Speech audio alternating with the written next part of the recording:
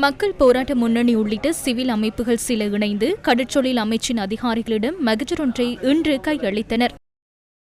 26ஆம் தேதி பலாலியிலிருந்து சில மீனவர்கள் மீன்பிடிக்க சென்ற சமயம் குறிப்பிட்ட ஒரு மீனவர் மிக கடுமையாக இந்திய மீனவர்களால் தாக்கப்பட்டு அது இந்தியாவிலிருந்து எங்களுக்கு காணொளிகளாக வந்திருந்தது. அவர்கள் அந்த குறிப்பிட்ட நபரை தயானஸ் அவர்களை இவ்வாறு தாக்கி காயப்படுத்தி தற்பொழுது அவர் வைத்தியசாலையில் இருக்கின்றார். தற்பொழுது கடற்தொழில் அமைச்சுக்கு வருகை தந்து பணிப்பாளருடன் மிக நீண்ட நேரம் நாங்கள் உரையாடி இருந்தோம். இன்றைய பிரச்சனைகள் தொடர்பாக அவருக்கு எடுத்து கூறியிருந்தோம். எனவே இந்த பிரச்சனையை இரு நாட்டு மீனவர்கள் பிரச்சனையாக அணுகாமல் இது நாட்டினுடைய பாதுகாப்பு சார்ந்த பிரச்சனை, நாட்டினுடைய எல்லை தொடர்பான பிரச்சனை, நாட்டினுடைய வளத்தை சூறையாடுகின்ற தொடர்பான பிரச்சனை என்பதை கருத்தில் கொண்டு இதற்கான தீர்வை உடனடியாக எட்ட வேண்டும். இந்த சம்பவம் தொடர்பில் இந்திய உயர் அதிகாரிகளோடும் இந்திய மீன்பிடித்துறை சம்பந்தமான அதிகாரிகளோடும் பேச்சுவார்த்தையில் ஈடுபட்டு வருவதாக கடற்றொழில் அமைச்சர் நேற்று முன்தினம் தெரிவித்தார்.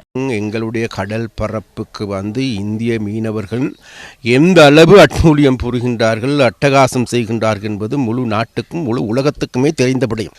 அதேபோன்று எங்களுடைய மீனவர்கள் தப்பித்தவறி அவ்வாறான பிரதேசங்களுக்கு அவருடைய எல்லைகளுக்கு செல்லுகின்ற போது இவ்வாறான நடவடிக்கைகள் எங்களுக்கு எல்லோருக்கும் தெரியும். கடந்த காலங்களில் விசேடமாக இந்திய மீனவர்கள் எங்களுடைய மீனவர்களால் கைது செய்யப்படுகின்ற போது அல்லது எங்களுடைய கடல் பரப்பில் தத்தளிக்கின்ற பொழுது அல்லது எங்களுடைய வலைகளை வள்ளங்களை அறுத்து உடைத்து நொறுக்குகின்ற பொழுது இவர்கள் தாங்களுடைய தொப்புள் கூடி உறவாக சகோதரனாக பார்த்து அவர்களை பராமரித்தவர்களே இலங்கை மீனவர்கள். அவ்வாறு இருக்கின்ற பொழுது எங்களுடைய கடல் எல்லைக்குள் புகுந்து ஆயிரக்கணக்கான படகுகள் மூலமாக எங்களுடைய கடல் வளத்தை சூறையாடுகின்ற நபர்கள் இன்றைக்கு எங்களுடைய ஒரு நபரை கைது செய்து அல்லது அவரை கடுமையாக தாக்கியிருக்கின்றார்கள்.